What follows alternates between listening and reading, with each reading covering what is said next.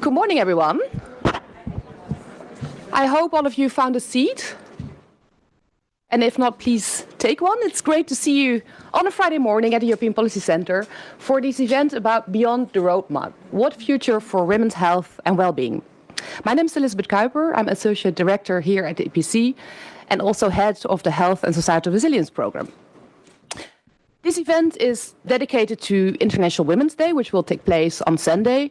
And as we said, just with a few people when we were chatting, it's always very hard to plan because you either need to do it before the actual date or afterwards because there are so many events. So I'm very happy to see so many of you today for this event. And as I was reflecting when I was preparing this event, International Women's Day this year, and in this context, feels more perhaps than a celebration as something to reflect on. Because women struggle more than men, progress is uneven, and in some places even reversing. It's very important to realize that women face greater impact from war and conflict, as we have seen in Gaza, as we currently see in Iran. Women suffer more from economic instability, climate change, and also democratic backlash. And at the current pace, gender parity would take generations. And there's more at stake because in many societies, as we see around us and if we see on social media and the news, debates around gender roles and power are highly polarized.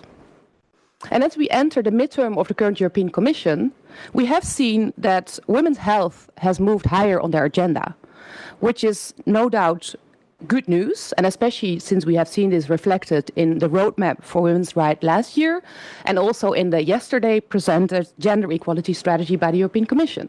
So this is really good news. It's a moment to celebrate, and we will do so since we have actually one of the authors and one of the drivers of the gender equality strategy with us. So this is undoubtedly good news, but in an era of democratic backsliding, of polarization, recognition alone is insufficient. And for that reason, the compendium that we always publish at the EPC on the occasion of International Women's Day is dedicated to women's health. And it reflects a lot of very diverse voices, reflecting lived experience, expertise, but equally policy recommendations. My own journey with women's health started around 2012, when I was negotiating the clinical trials regulation. Until then, I had just assumed that gender approaches were reflected in the scientific approach to healthcare. Because here in the West, we speak a lot about evidence-based approaches, right? It turned out it wasn't the case. Because even though women live longer, that's reflected in data, they do so in poor health. Women are excluded from clinical trials. And from my own experience with IVF, to having seen also female family members and female friends around me seeing struggle, I see and I know that a lot of stereotypes still persist. And this is unacceptable. And that's why I'm very happy indeed to present to you this year's compendiums with a lot of very diverse voices, as I mentioned, and this really is a call to action. And I was very glad to see that it's very popular because even though we always provide paper copies, they are already gone. But I can assure you that my communications colleagues are printing them as we speak. So for those of you that haven't got it yet, you will get so at the end of the room, hopefully when you leave. And otherwise, there's always, of course, the online version. So many thanks to all of you that have contributed to the compendium. And again, as I said, it really serves as a call for action that I also hope will be reflected throughout this event this morning.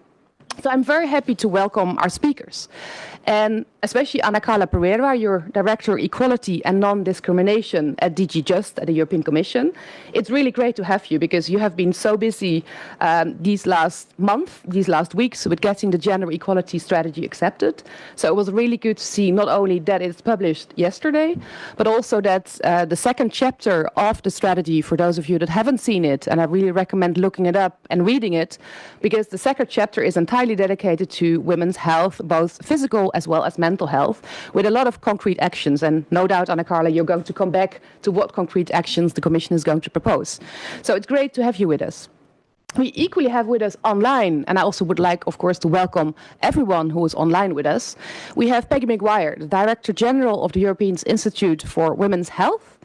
Peggy is with us from Ireland. Peggy, it's great to see you. I hope that you can see and hear as well, and we will come back to you later during the panel discussion. Then we have Professor Fedde Scheele, the Dean of the University of Amsterdam. Many thanks, Professor Scheele. It's also very important to have you with us, not in the least since we have been discussing that women's health and gendered approaches need not only come from women, but equally from men. So that's also why it's very important to have you, but equally also quite a few men today in the room. So many thanks of you, because gender policies, after all, is also about diversity, which is very important to stress. And then we have Elisabetta Zanon, the CEO of the European Cancer Organization. Elisabetta, as always, it's a pleasure to have you with us at EPC, and especially since cancer care and women's health is such an important topic to also zoom in more specifically. So we will come back to you during the panel discussion.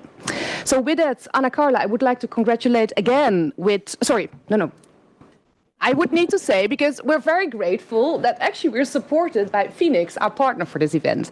And Christine Heeger, you're the managing partner at Phoenix Executive. So I'm very, of course, will give you the floor first for some remarks before we actually go to Anna Carla. So sorry for that. And Christine, you have the floor, please.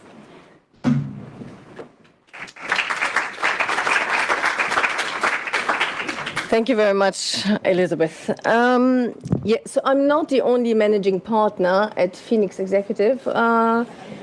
She's there. So I'm very happy to be here today and celebrate International Women's Day at a conference with such a relevant topic.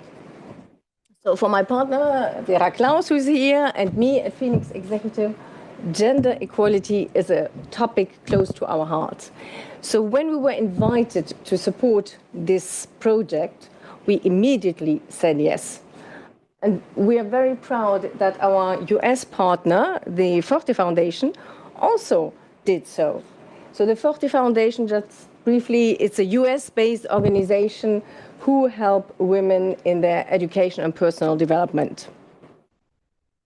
As you said, women's health entered public debate only recently. And frankly speaking, that's quite late. So women's health and women's rights are not separate issues. They are closely connected elements of gender equality. And as executive search consultants, we notice, of course, that political decisions and new regulations pushed companies in the recent years to invest more in diversity and to appoint more women to executive roles. But we also notice lately that this progress slowed down. Sorry. Which means that gender quotas don't seem to be enough to reach gender equality. If I look at my latest senior management assignments at C-level, we can say that the final shortlists are largely male-dominated. And sometimes we even struggle to find female candidates at all. This is not due to the fact that women might be not qualified. No, women are less visible, women are less connected, less likely to put themselves forward, and more likely to step back. Careers slow down, sometimes rapidly, sometimes gradually. Yes, things are changing, and it is encouraging that public debates about women's health gained visibility in the recent months, recent years. And it's very promising that technologies such as artificial intelligence might help us to close the gender health gap. So I'm really curious to hear more about this window of opportunity today and to hear more about how technologies such as AI can help to close the gender health gap. Thank you very much.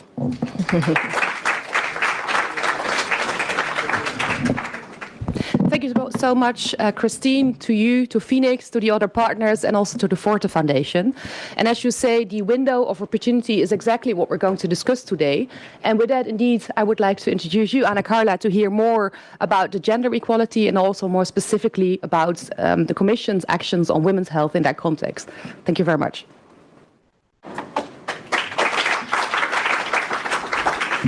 So good morning, everyone, and thank you to the EPC for inviting the Commission to this very important event, because when we talk about women and health, we would say these are starting to be regular conversations, but they were not a decade ago, for example.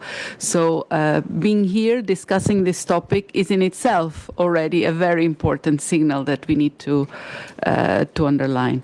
Well, as it has been mentioned, the Commission has published yesterday the Gender Equality Strategy for the period 2026-2030.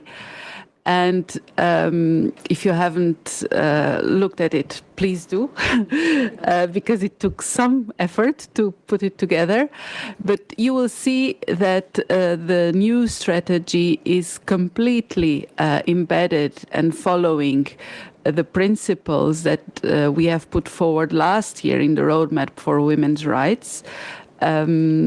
And what we aim to do with the strategy is actually bring concrete proposals on how all of those principles need to be pursued, at least from a European level, and engaging the Commission as an actor, an active actor in this process. The first point, of course, is a political one. Because it has been mentioned, we should not take for granted that these things happen by wonders of life.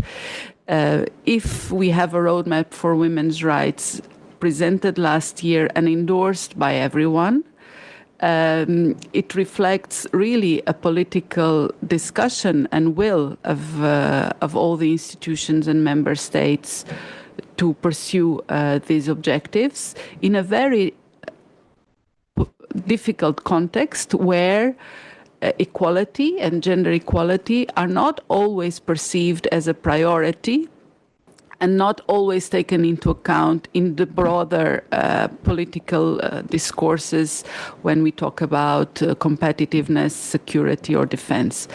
So to have a roadmap for women's rights that guide us into that conversation and anchors gender equality in the broader political landscape, it's really important. The second point and of political nature is to recall that there is a silent majority that does believe gender equality is an EU value that we need to promote. And we need to speak to that silent majority, and that so that they become less silent. We see a much more polarized world today than a few years back.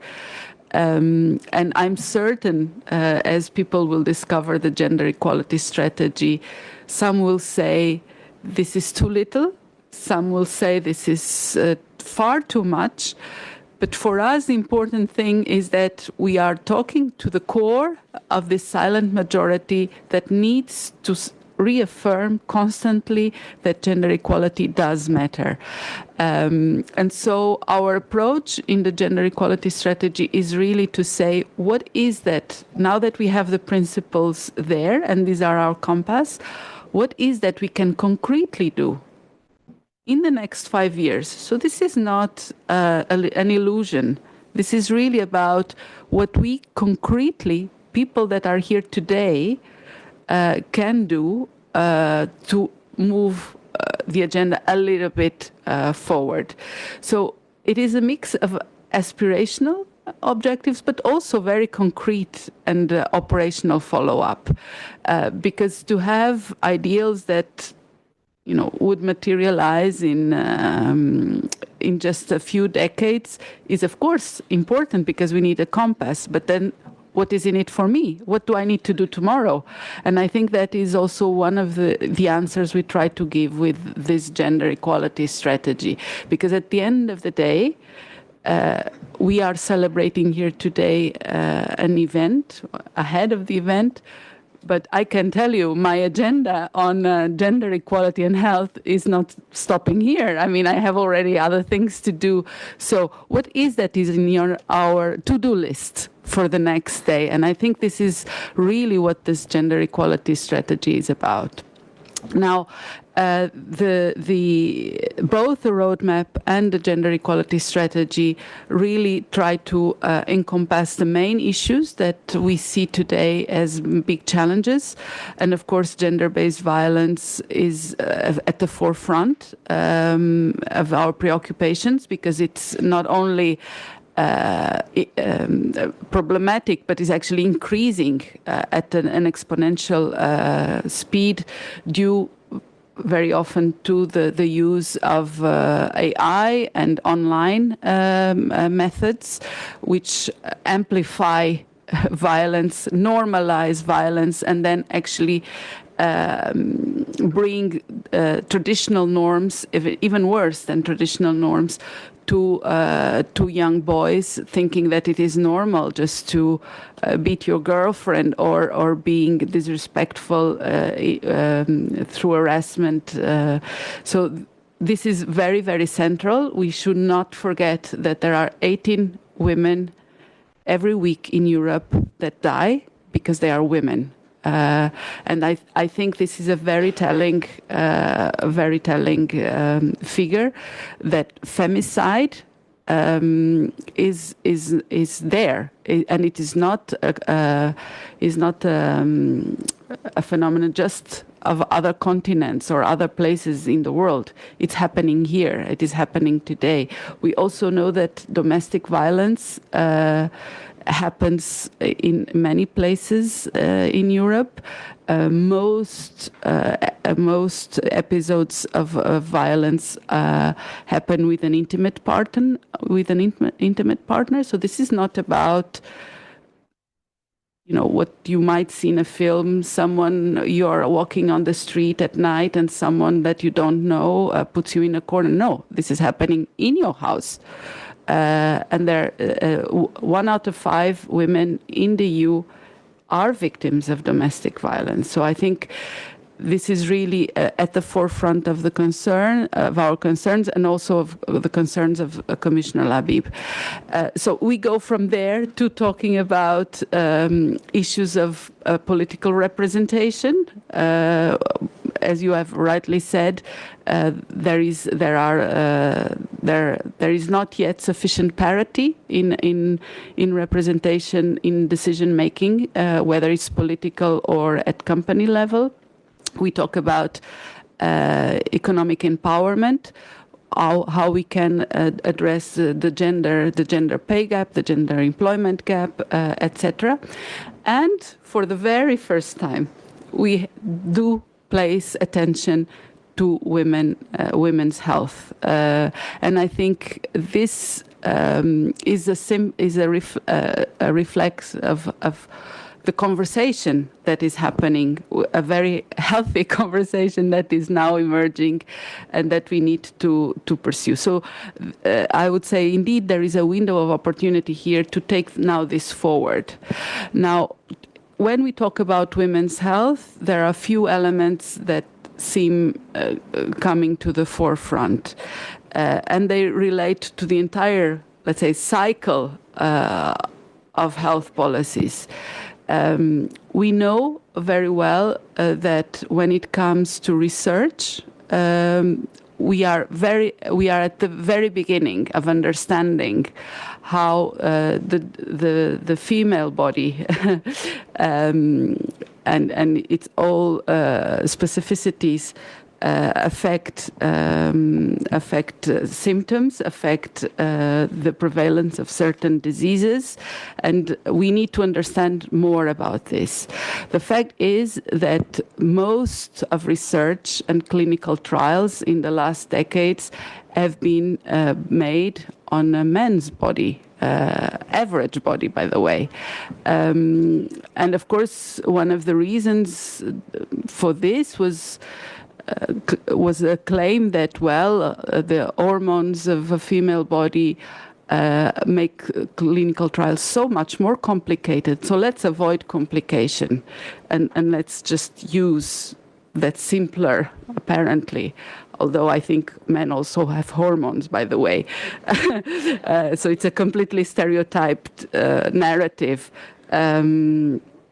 So let's just use male bodies.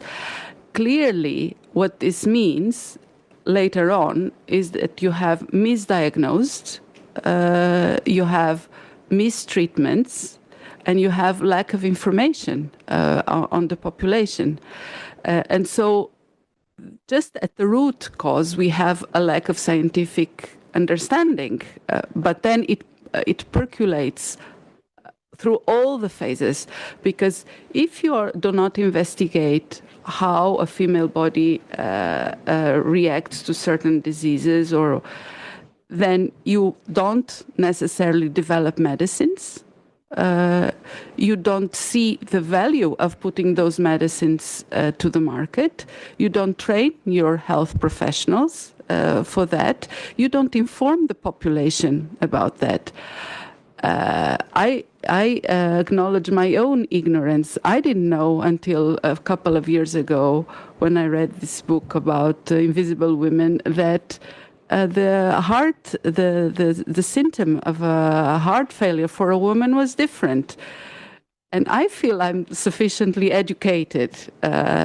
So what does it mean for a woman that does not even have access to higher education and does not have access to primary care? How will this woman be able, for example, to understand there's something going wrong because she has a stomach burn and not a problem with her left arm? So I think there is a whole cycle of that needs to be looked at, and clearly it starts with research. So when we look at women's health from a commission perspective, we try to look at all those different elements. And it is clear for us that one of the priorities is to use Horizon Europe and the Future program to support programs, projects in this area of research, so that there is more capacity and more willingness to look into this. And we are convinced that with current technologies, with AI, we could actually accelerate. We don't need the same amount of decades to develop a product as we had in the past, because technology is so advanced that we can actually be faster in doing this. The second point relates to bringing medicines to the market that are gender responsive. Some medicines, well, many medicines don't work the same way in a female body as in a man's body, and yet doctors will still prescribe the same doses for a man and a woman. And so bringing research to the medicine and to the market is yet another step. And this is where we believe the European Medicines Agency can have a very important role, because they are the regulator at European level in making sure that a medicine can reach the European market. And we need to certainly explore with them how their protocols are gender responsive. And I think this is a very, very important point, because otherwise you will continue to have in the market things that don't suit more than half of the population. There are, by the way, the parenthesis, there are 10 million more women than men in Europe. So this is not anymore just half. The other point, of course, is helping practitioners, healthcare, so doctors, nurses, all the health environment, to be aware and to be trained. The other day I had the pleasure to meet the European Society for Cardiology here in Brussels, and very, very committed people also to work on gender equality. And they brought to me a brochure, which I thought it was fantastic because it had per country the statistics of what is going on in terms of cardiovascular diseases. And so what I learned from this brochure was, well, I know cancer is very important, but cardiovascular diseases are the first cause of death in the EU. We all know, I think we all know, that alcohol consumption, smoking, and obesity are very important drivers of cardiovascular diseases. So one would expect that if you have certain behaviors, you will probably be more victim of heart failure. Now, when we see the statistics for Europe, and this is permanent in all member states, that is something that is quite striking. Women die more of heart disease than men, and yet they smoke less, they drink less, and they are fitter. So I think it's a legitimate question, why is this? And one of the issues is that, in fact, there is misdiagnosis.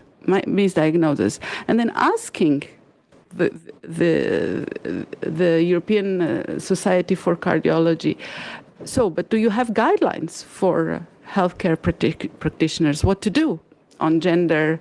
No, we don't. And why is that? Because the board that deals with education for the cardiology field is male dominated. It has never been a concern. So I think this really calls on action to us. We need to advocate on all different tables that this is an issue.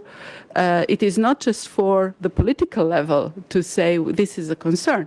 It needs to be part of everyone's daily menu. What will I do next? Well, maybe in the European Society of Cardiology, you need some women in the education task force to discuss how do you do guidelines for healthcare practitioners that are gender responsive. And I think this is so important because otherwise, whatever you do from research or the medicine, the pharmaceutical industry, it will not percolate because doctors are your first encounter with, in trying to understand what is going on with your body. And of course, then the last point is health literacy.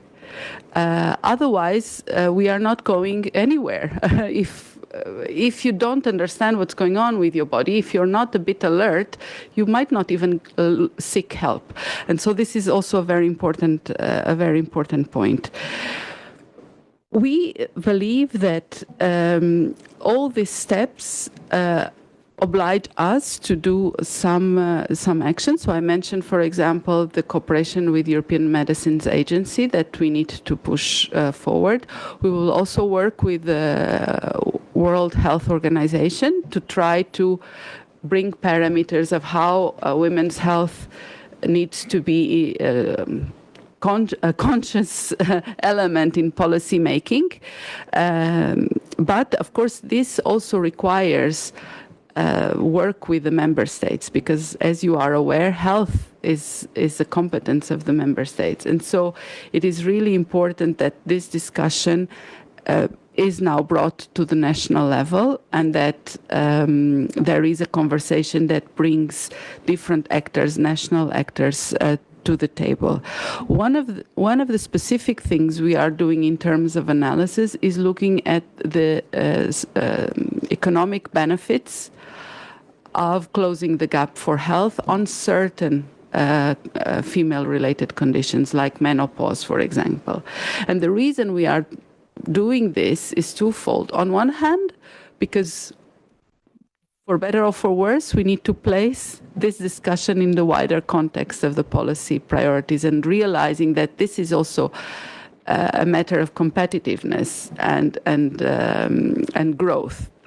And the second one is because we believe that that there is under analysis of certain female-related conditions.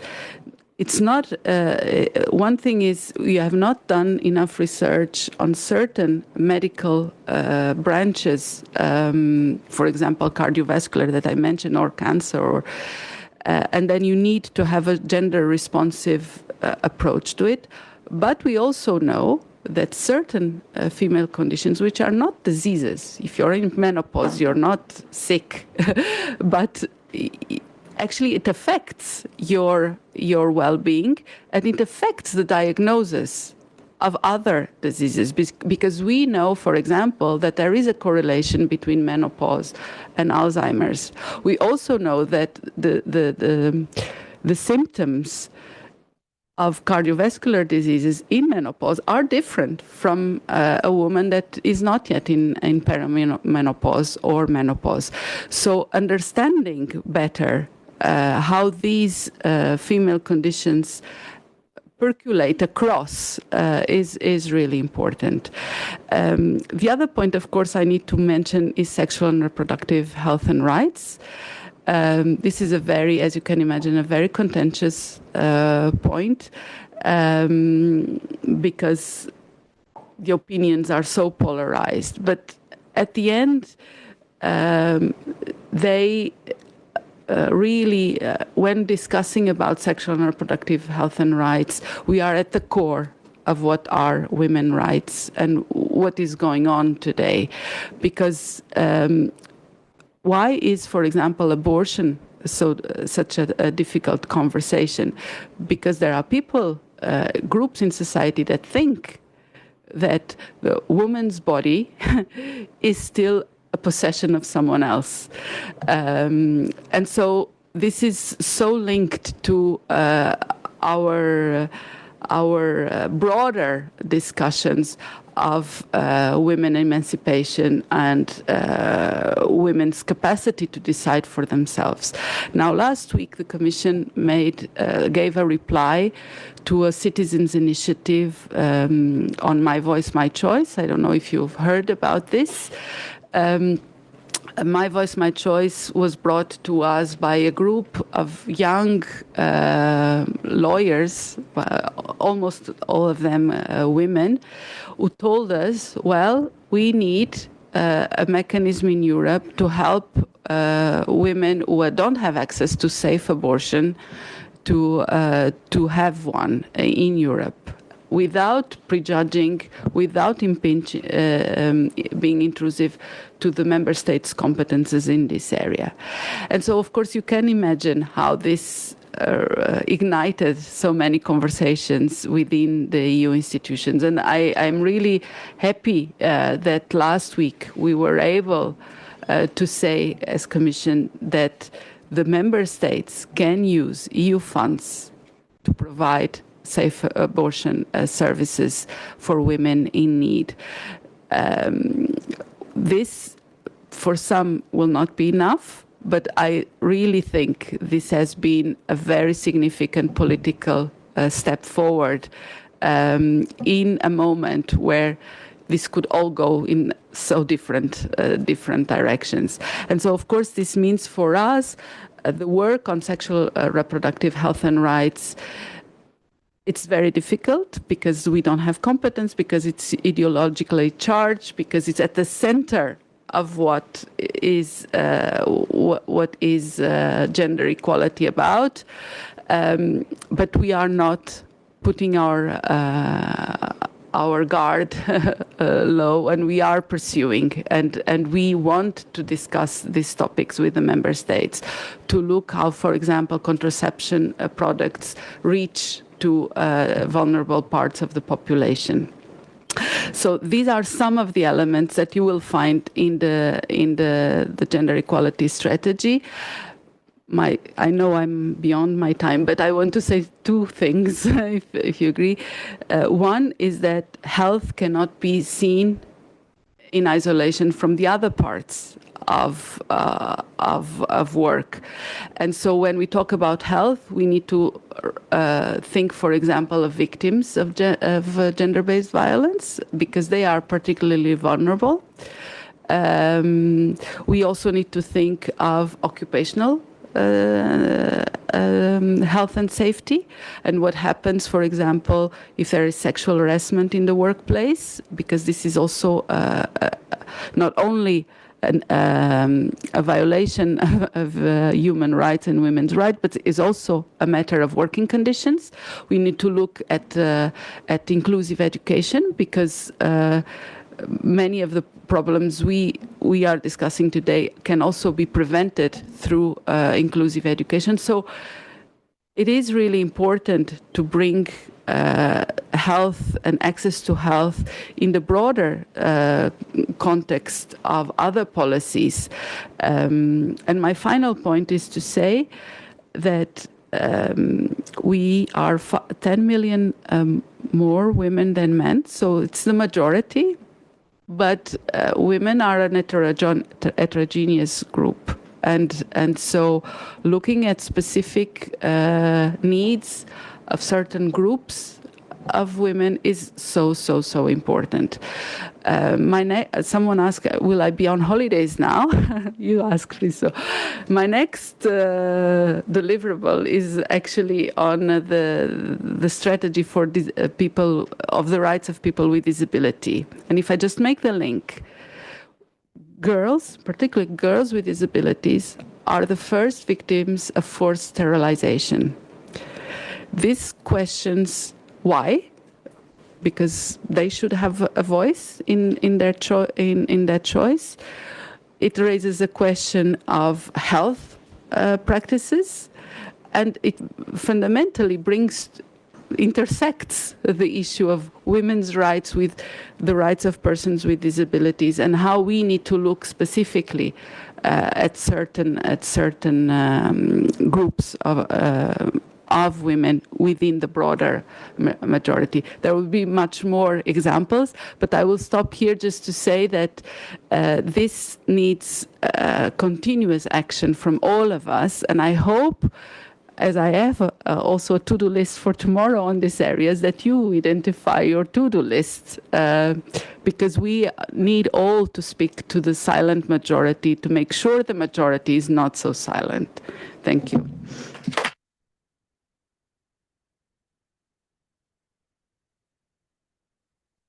Thank you so much, Anna Carla, for putting women's health in a broader context. Because as you said, it's really important to realize that women's health is not a niche issue. It is part of the broader gender equality strategy. And many thanks for also providing so many examples, from research to the bedside, intersectionality approach. So there's actually lots that we're going to build on. And the actions that you asked us to work on, I'm sure, will also be reflected in what the speakers have to bring. So many thanks. We're probably one of the stakeholders that you're speaking to the first after yesterday's publication. So we feel very honored that you had time this morning to be with us. Many thanks for that. If you can stay, please listen to us. And otherwise, I'm very happy to follow up to bring you some of the actions that you asked for. And good luck with everything going on. Congratulations again.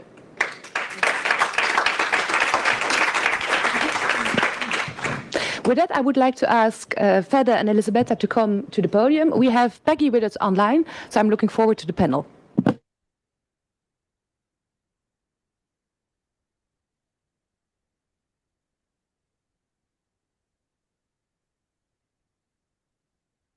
Peggy, I hope that you can hear and see us well. Yes, thank you.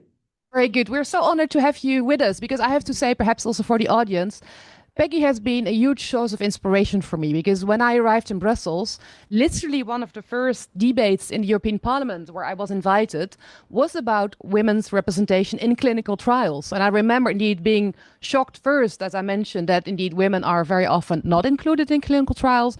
But I was also very inspired by the work that you're doing, Peggy, for a long time already. So you have really been relentless in being an advocate for women's health. And my first question, also picking up on what Anna Carla said about the importance, of course, of member states' approaches, and knowing that you're also working in the Irish context, and Ireland will have the presidency just in a few months. You launched just a few weeks ago, and I was very happy to be at that event, in the European Parliament, the blueprint towards an EU strategy for women's health. And given we're here in a room full of people that are not only looking at health from a professional perspective, but clearly also from a more personal interest, I would like to ask you a very open question about what were you most surprised about the reactions that you got from policymakers that were at the event, and what struck you as the most important takeaway message when you presented the plan? Thanks very much, Elisabeth, and thank you for the invitation this morning. And congratulations to Anna Carla. I just briefly skimmed through the gender equality strategy and I'm very impressed with the health section. It's great to see that the Commission will be working with organisations like the European Medicines Agency to the development of a systematic gender-sensitive check in the product cycle of human medicines, which is fantastic. I think the most surprising reaction at the present day was the recognition, and it's growing and growing, that women's health has been historically under-prioritised in EU policy. And I think Anna Carla has reiterated that, that women's health is a broader issue. But many policymakers expressed strong support for a coordinated EU approach. And they also acknowledged that the evidence presented made it clear that women's health is not only a gender equality issue, but also a social and economic and public health priority in Europe. Because at the launch, we had several organisations making the case for their issues and to the Commission and to the audience. And it's also the realisation that women's health has simply not been analysed at the level of health systems design and economic policy before this. So I think Anna Carla mentioned that as well. So really, it's been very much isolated and seen as a niche issue, as you said, Elisabeth, at the start. But, you know, deeply embedded structural gaps are continuing to shape women's health outcomes. And that's the reason why it's so urgent now that we all act together. Because across the world, women do live longer than men, but they spend most of the additional years in ill health and probably in disability as well. And, you know, disability and ill health, they're not biological inevitabilities. It reflects systems that are not designed and were never designed with women's lived realities at their core. It really just considered half the population. But as Anna said, now we're even more than half the population. So if you look at women's health as a systems issue, women's health outcomes are shaped by structural determinants: unequal economic participation, unpaid care burdens, barriers to sexual and reproductive health care, gender-based violence, which is increasing and needs to be tackled urgently, and unequal access to prevention, screening and early diagnosis. For many years, as you said, Elisabeth, women have been underrepresented in clinical trials. So we don't even have sex disaggregated data where we can target good policies at a specific big population group. So many conditions affecting women receive limited research investment. So we have persistent data gaps that actually obscure inequities. And these are not isolated clinical challenges. They are systemic issues that need to be addressed. So the realisation that women's health had simply not been analysed at the level of health systems design and economic policy before. Once policymakers see this evidence, the case for a coordinated EU broad action becomes very compelling. Thank you so much, Peggy, for that. I would like to follow up with you, Fedde, because Peggy said it, Anna Carla said it. Very often in healthcare systems, women are just considered small men, and data is lacking. So very often we're just policy making in the dark. So from your perspective, because you are the Dean of the University of Amsterdam, so I know that in your work you have been looking at these issues. In addition, you're also part of the coalition which is called Care for Everybody, that also looks at gender-specific approaches. So when it comes to under-researched or poorly funded areas, what is your take on what are the root causes and how can we tackle them best? I just take the mic. Yeah, I think... Okay. It's working? Yeah, it's working. Thank you. Well, I think it's a really important question. Why is female health through the decades under research, and what can we do about it? I think it's kind of a cultural thing that through the decades in medical education and following up to that, it's like a culture. It will also be the research. It was all based on the male prototype, And if you want to change that, you have to have, like Peggy said, a very strong policy. And the policy is depending on institutional factors. You could say that each med school should have a program making sure that each new health professional will know about the difference between female and man. For example, I had a lesson for med students, last year students, and I was telling them about the story of women's health. I had a female activist with me. She was singing for the crowd, and so it was a real good lesson. And I asked them, last year students, do you know about this issue? That you learn about it, about the difference between female and man in medicine? Most of them said no. So these days, while we have a lot of knowledge, it's not disseminated rightly. So that is a big issue for education. And in research terms, also there, I think that we have to regulate. That's the only way to make sure that the difference will be made, because the incentives to do proper research on, well, gender equal, in a gender equal way, and also looking at minorities, the incentives are weak. And people feel worried about risks and so on. I think we have to regulate. And I think that a lot of these things are happening. So this is kind of answer to the question why things happen and what we can do, what is on our to-do list. Because there are clear things. We have to disseminate knowledge. It's so important. And we have to regulate research. And of course, we have to make sure that guidelines in practice, what you were talking about, the cardiology people, there are no guidelines. How is it possible? They should be there. And, well. Thank you so much, Fedde. And Elisabetta, I would like to come to you to pick up on your vision on the fact that cancer outcomes for women are also shaped by late diagnosis, also access to innovative treatments, which is in general, of course, an issue that we very often discuss also here at EPC, but especially also for women is an issue. So when it comes indeed to all these issues from prevention to screening, treatment, survivorship, where do you think that the EU could make the most immediate action right now? Thank you very much for the invitation. It's such a pleasure to be here today and to, let's say, have this discussion in view of Women's Day on the 8th of March.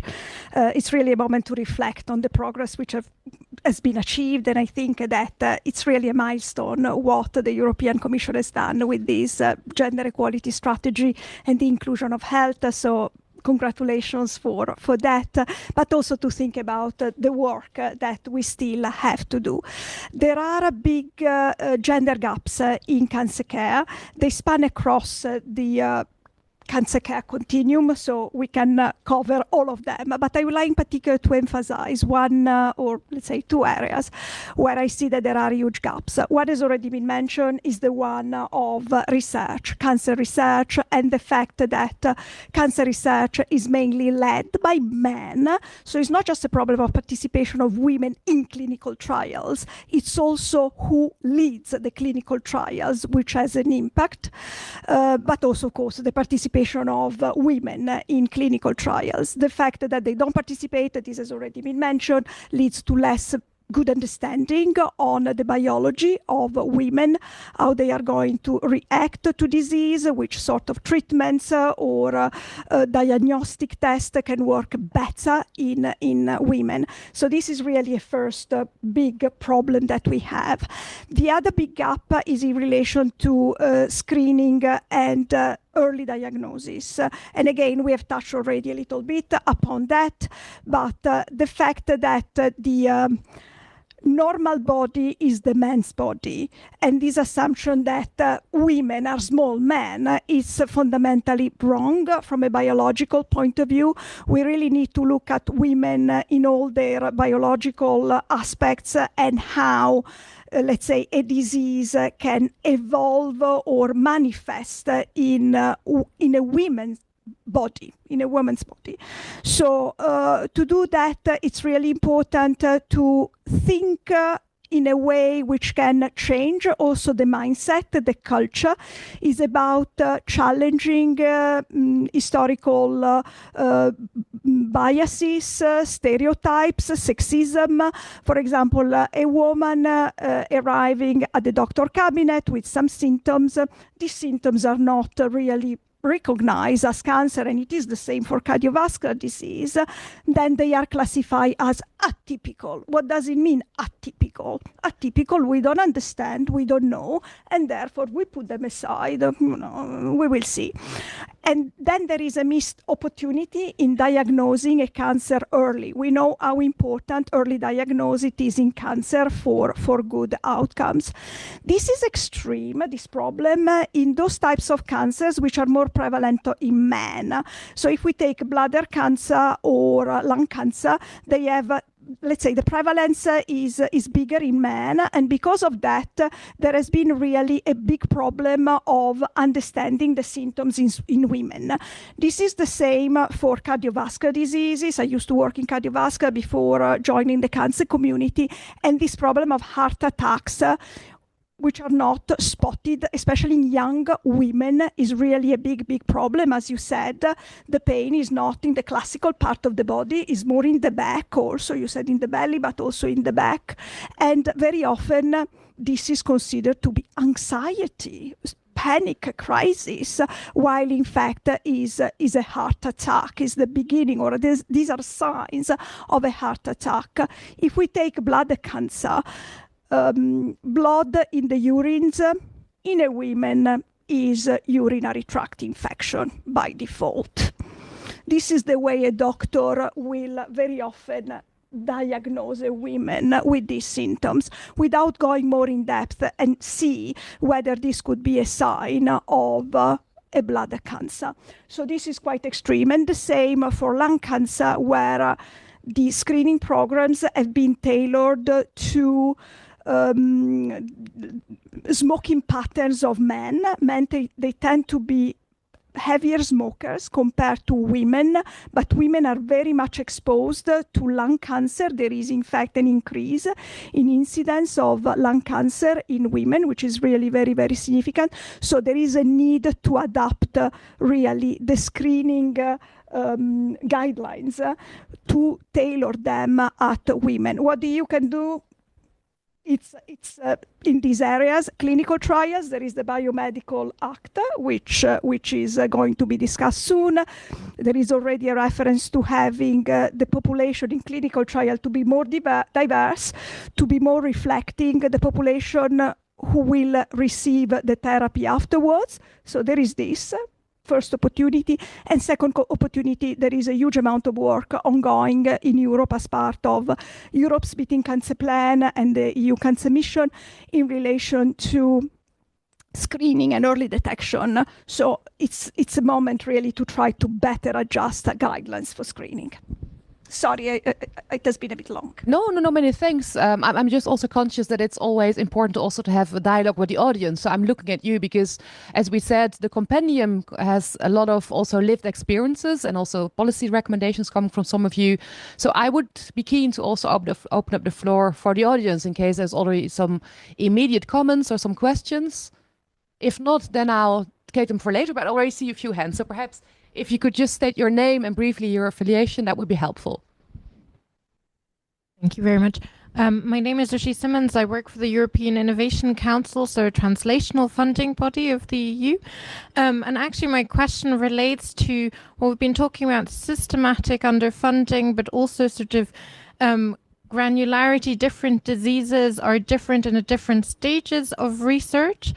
And so the question I have is actually about data. So looking at the US, because everything is funded through the NIH, we have a really good understanding of how funding relates to disease incidence. And there are some really nice sort of analyses how women-related diseases are underfunded. But in Europe, partially because some of the research funding comes from national organizations, not just at EU level, I haven't seen similar numbers. So I would actually be curious from all panelists, are you aware of a proper analysis, and what is our level of understanding of where exactly are the biggest sort of funding gaps for which disease areas and where they come from? Let's take that question because it's quite a question, and Phil, and then we come to you for the next question. Please, Fedde, would you like to start? As far as I know, there are no European data on it, so it's a national issue. On the other hand, there are data that suggest that there is a lot of a large knowledge gap around women's diseases. For example, if you look at the diagnosis we don't know, diseases with complaints that can't be understood, that's about double the man. So female have double the number of unknown disease, but in the meantime, complaints and problems in participation and so on. So that is, it's not directly measuring the underfunding, but it's seeing that we don't know enough about the female body. It's just an example, but I'll give you the next. I am not aware if there is data or not. Maybe the European Commission representative has an idea if some data is collected on that, or if ECDC is collecting some data on that, but personally I cannot respond to that. But certainly there are areas which are under-researched. I can mention endometriosis, for example, but also ovarian cancer. Ovarian cancer is one of the most deadly cancers in women.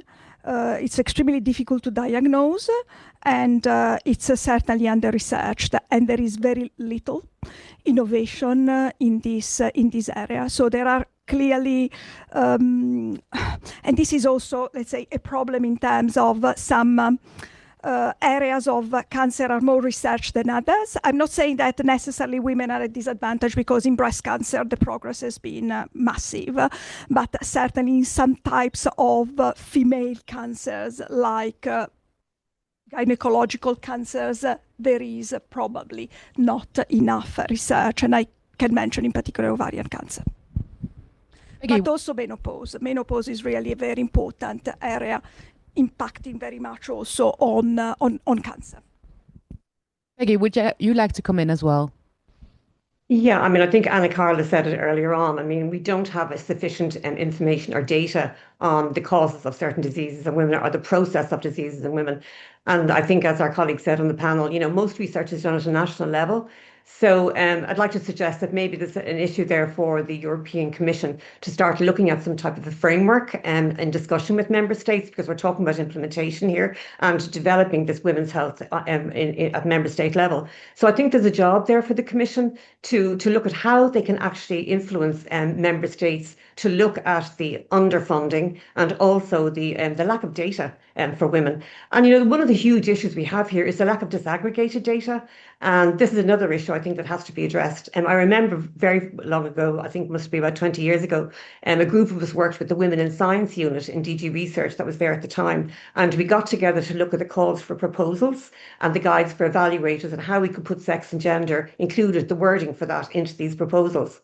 And you know what? I think it's nearly time now to go back to that again and review the calls for proposals, etc., and to maybe look at the wording and how we can actually strengthen women's health within these proposals. For example, disaggregated data, I'm sure it's there already within the Commission's mandate, but we should really have disaggregated data as a criteria for funding. It must be disaggregated.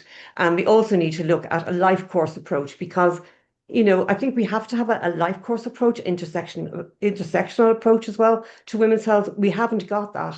So I think we need to go back and we need to reframe and have a framework for what women's health research should look like. Because if we don't start there at the beginning of the healthcare continuum, really we're not going to get the rest in place. We're not going to have good clinical guidelines. We're not going to have targeted policies, and we're definitely not going to have the proper drugs and treatments for women. So I think we need to sort of review now what's happened over the last 20 years and look where the gaps are. From a commission perspective, particularly when they're funding. I know the NIH, they've had gender in their criteria for funding for a long time. But I even think if I remember correctly, I don't think even the NIH has disaggregated data as a mandatory criteria for funding. I could be wrong, but I know that used to be an issue that we had a number of years ago as well. And, if we look at what's happening with cardiovascular disease, obviously women haven't been researched for that. Endometriosis, it takes 8 to 10 years to get diagnosed. And even there, the treatment isn't there for women. And the training of healthcare professionals to actually treat women for endometriosis, they don't exist.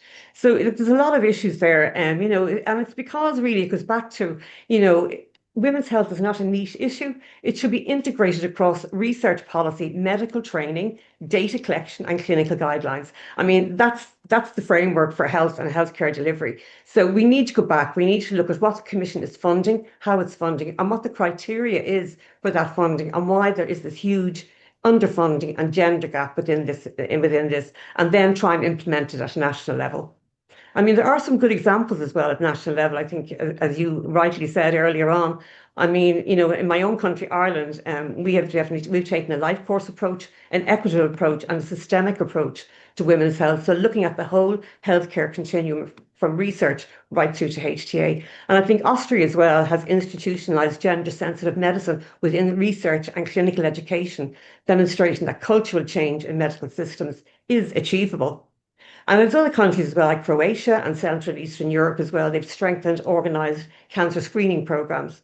So, these examples matter. You congratulate the ministers of health in these countries who've actually taken a stand and focused in on women's health action plans and strategies. Because they're showing one thing.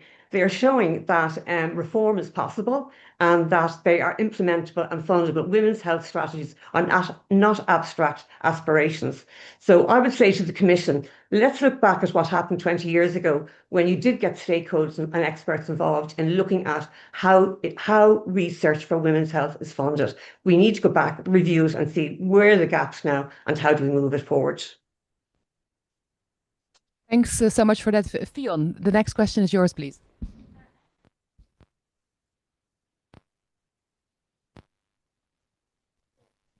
Perhaps we go to you first and then we come to you with a mic because we have an online audience.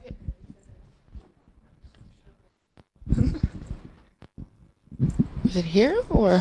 Oh, no, here. Sorry, I couldn't see from the back. There was someone who was speaking up. I didn't see who was. Okay. Yeah, there we go. No problem. I'm from the representation of the Free State of Pereira to the EU. I have a question for Ms. Pereira. So you said that Horizon Europe should be used to support research in the area of women's health. And so I was wondering, because I just looked through the gender equality strategy, if it would actually be realistic or if it's like the plan of the gender equality strategy to establish the promotion of women's health as a decisive criteria to select projects and fund research. And I guess this is a question to Anna Carla. So if you don't mind, you're becoming part of the panel. Well, thank you for the question because it allows me to actually comment on some of the points that were made around money. Of course, I mean, I didn't talk about money, but money is so important in everything. Because the world moves a bit through laws, but also through money and through investment. And, the Commission has made a proposal for the next multi-annual financial framework that is now being discussed in Parliament and the European Council.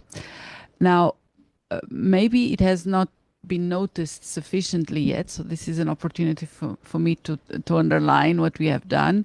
In this proposal, there is one proposal for a regulation that is called performance regulation that applies across the entire EU budget, and so across all programs. And in this proposal, we are saying gender equality is an horizontal principle that needs to be reflected in all programs. What does this mean concretely? And now coming to Horizon Europe or whatever will be the future. It means that all proposals, and when we talk about Horizon, at least the way it is now, we really talk about call for proposals and projects. All activities that are governed under a fund, they need to be scrutinized from a gender equality perspective. It means that the project promoters need to explain how such project is gender responsive or not, and if not, why.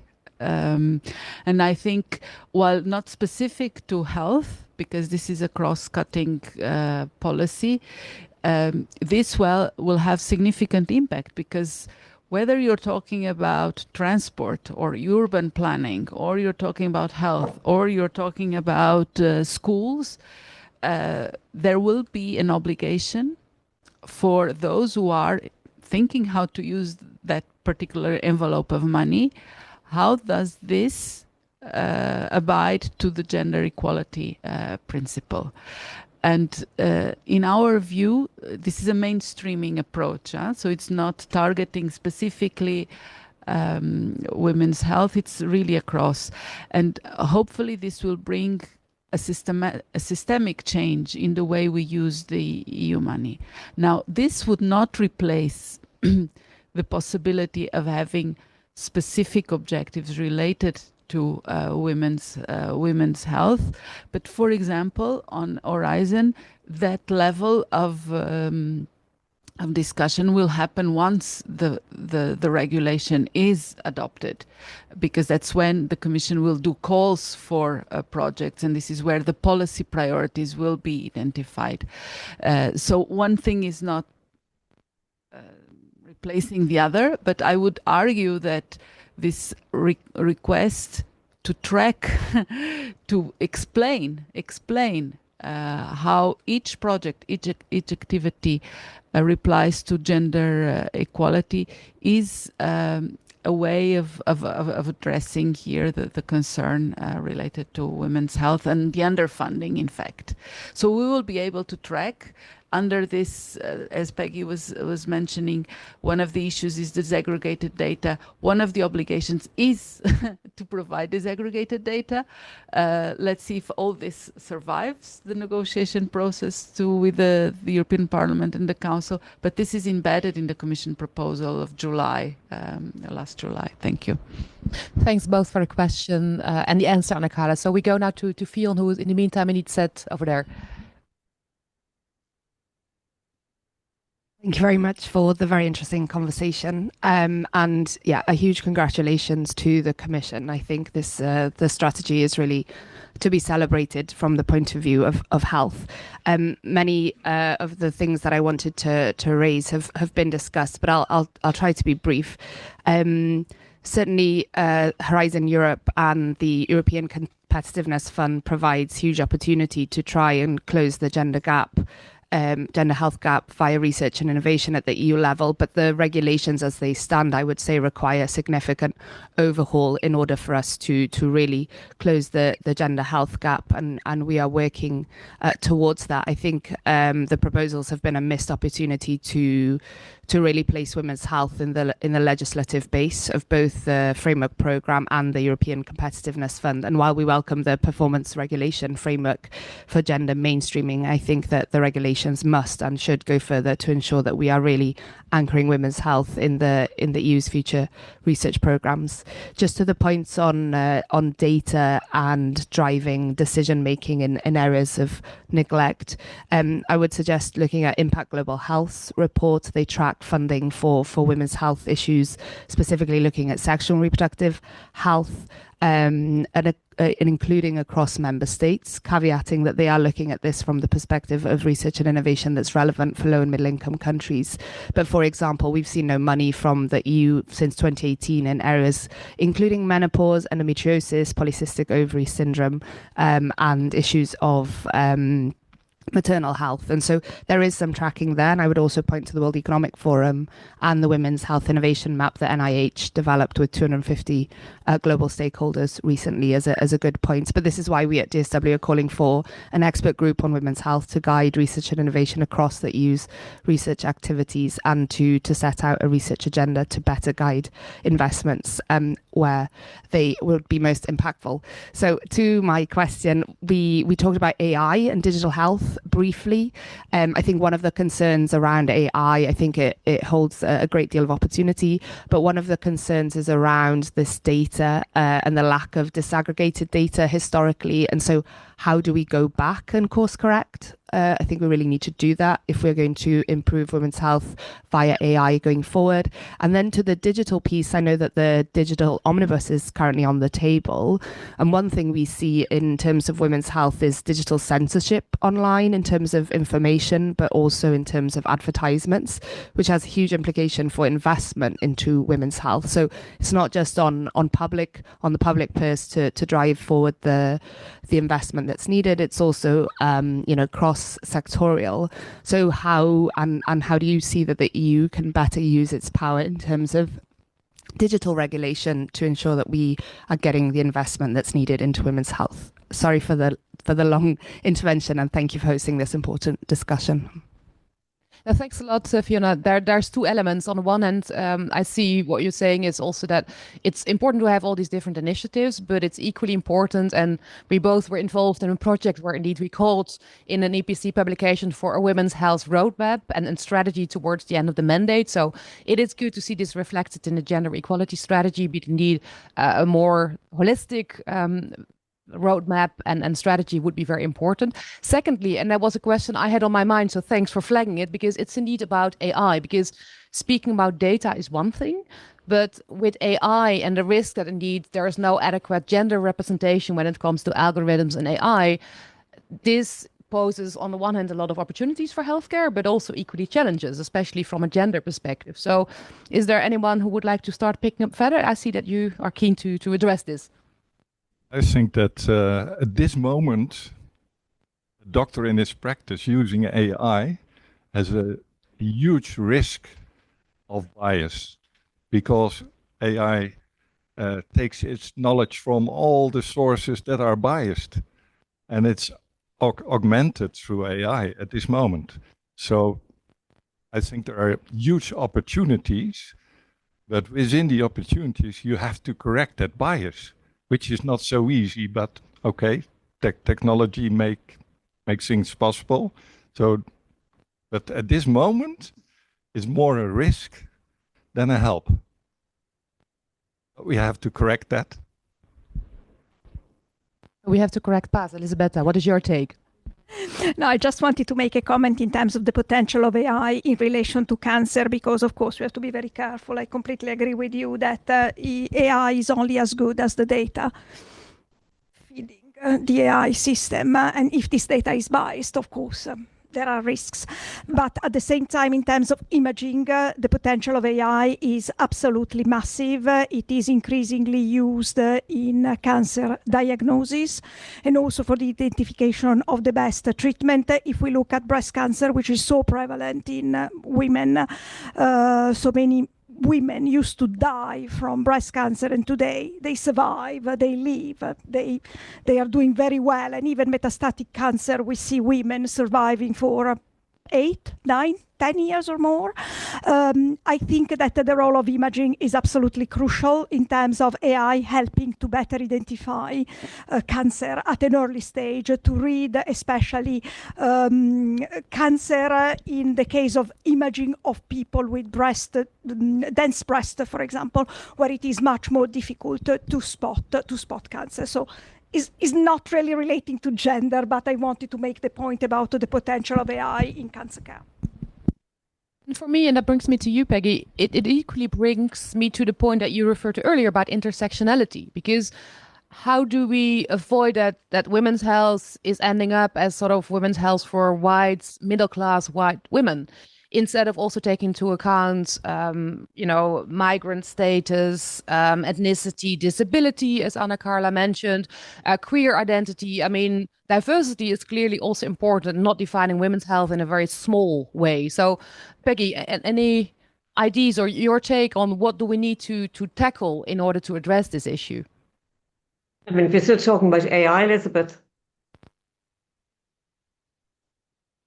I mean, we started about AI, and I clearly see that bias there as well, that need diversity when it comes to the data. And as Elisabetta said, this is about the quality of the data, but it's also a broader question. So I leave it up to you how you're going to address it, but it's a point that's very close to my heart, because again, women's health is very important, but especially in a polarized world, we have been using that term quite often during this debate. It is very important that indeed women's health is not creating new privileges, if I can put it that way. Yeah, I mean, I agree. I can see where you're coming from. And I think, women are not a homogenous grouping, and that's definitely something that hasn't been considered to date. And we have to take an intersectional life course approach to women's health so that we aren't leaving out or excluding people from getting proper access to proper care and proper treatment. From an AI perspective, I think there's great possibilities there, but there's also some dangers as well, in that, if women are underrepresented, for example, in the data sets that are designed initially, how can they actually treat people or diagnose or risk predict efficiently? And the issue is not really the technology itself. AI has enormous potential, but ensuring that the data governance and the regulatory oversight and data set design are gender responsive from the outset. Again, going back to the research question as well, I think, I think the Commission have been very, proactive in considering the gender aspects. But again, it goes back to what we're looking at moving forward in the future. What are we missing? Where are the gaps? And one of them is the underserved and the vulnerable groups in society that haven't really been connected with and haven't been involved in clinical trials or never included in clinical trials. So there's a huge amount of data there missing on vulnerable population groups. So I think that needs to be addressed moving forward. And again, I think Carla made a very good point that it has to be addressed across all of the DGs, not just DG research, because what I would call for nearly is an inter-DG task force to work together to look at the gender aspects or gender impact assessment on when they're making critical legislation and programs. Because if we start even looking at a systemic level with all the DGs and try and look at how can we get an inter-DG task force together. It may start off with one or two or three, and I know some DGs work together already, like DG Sante and DG Just, for example, and DG Research. But I think we need to be more broader than that. If we are going to serve all women across Europe, we need to have a broader outlook from legislative, number one, regulatory, number two, but really from a Commission perspective and how it's actually looking at future programmes and future research in the future across the board. I hope that answers some of the question. Yeah, absolutely. And I see, Fedde, that you want to pick up on this. I think that it's great what you said. And I think that if you really want the EU to unite around this topic, you have to look at the real value of gender equality, because I think it's undervalued. It's about the life of people, it's about suffering, but it's also about economy. And I think that in the EU, economy is always leading. So this kind of framing might really help. If you look for funding, if you look for people that always deny this issue, that will say, oh, it's about my purse. That's important. It's a bit awkward for a doctor to say this, because I'm about human suffering and trying to diminish that. But looking at the EU, which always economizes its issues, I think it's important that we make as soon as possible clear how much money the EU can save by making women's health care far better. Because we made some calculations within Care for Everybody, and these calculations were, wow, mind-blowing. the number of days, for example, in menopause that people are absent from work and can't participate optimally, while it is not necessary, people can be helped with proper care and so on. I think that it's really important if we want to have all people in the EU on board to, at least for a part, economize this issue. And as soon as possible have the data, because politicians are, they need data to be sure that this is really important. And then there will be funding, because I think that that will keep the motor running. If they know it's for economy a very important step, then Horizon 2020 will be steered towards this issue. Then there will be investment in AI research and so on. So for me, this is also a call, make sure that this is the normal way in the EU, economizing issues. The data are very compelling, because indeed I looked up the data that you mentioned, and indeed the total annual EU direct and indirect medical cost of the gender health gap are over 4.7 trillion.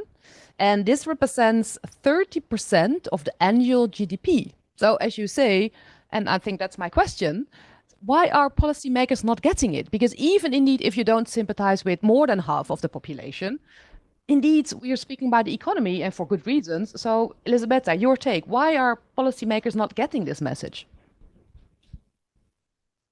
I think it's cultural. I think it's really historical biases that still exist. We need to operate at a very different level. If I look at the medical profession, for example, it is still in certain disciplines like cardiovascular or even cancer surgeons is so male dominated, especially at leadership position. In certain disciplines, gynecology, pediatricians, of course, we see more women, but in certain professions, disciplines of medicine, we don't still. How comes? I mean, we have many more girls now in medicine, studying medicine. I don't know if you have the percentages, maybe yes, in terms of the proportion of students. 80% female. Really? This is more than I thought. I thought it was more in the region of 70%. But how comes that still at leadership position women are missing? I think in a few years' time this will change, and probably we will have more women being able to be in more, let's say, senior positions in hospitals, and this hopefully will also drive a change, and also more women in politics. The more we have women in politics, the more we'll understand the importance of addressing the gender gap. So I think it's going to take time. I think it's really cultural more than anything else, and probably as advocates, we should be really very vocal and explain about the big impact of women to the economy, to the society, not only to the economy from the point of view of those who work with the paid work, but also those who are in unpaid work. All the caregivers, the vast majority are women. Who is looking after kids? Still, in many countries, is predominantly women, of course. So I think it's really important as advocates to be very active, and also to gradually hope that we will see this positive change shift. But I agree completely about making the case for the economy. Well, I absolutely see room for another debate. Perhaps Christine with Phoenix and Forte, we should indeed have another debate about women in leadership, including in healthcare, because these are very staggering data indeed. But I equally see that time is flying. And so my last question, Peggy, is for you, because we spoke about the importance of member states. And as very often, as we say here in general at the EPC, that for any action at EU level to happen, of course, you need a bottom-up approach where member states are shaping the debate. And we know, and I alluded to it, that you are very actively preparing the Irish presidency. So could you give us perhaps a sneak preview of what probably the Irish presidency will bring, so that we can start preparing for this? Okay, well, just to give you a little hint, I mean, for example, the Women's Health Task Force, which I co-chair in Ireland, we will have a session during the presidency. And what we'd like to do is, it sounds a bit, I suppose, we're not very humble about it, but to showcase what we've done in Ireland, but also to invite other countries in that we've identified as really focusing in on women's health as well, so that we can look at these models of good practice and maybe even look at creating a network. I think a positive network of member states who are looking at trying to look at women's health and try to develop something adapted to their context, of course. So that's what we would like to see, that out of this comes a network of member states, and maybe it helps Carla in bringing it down to national levels. I think that's what we have to do ultimately. But I'd just like to end what I'm saying here is that systematic inequities are designed into our systems. And with courageous political leadership, like we see in member states, they can be designed out.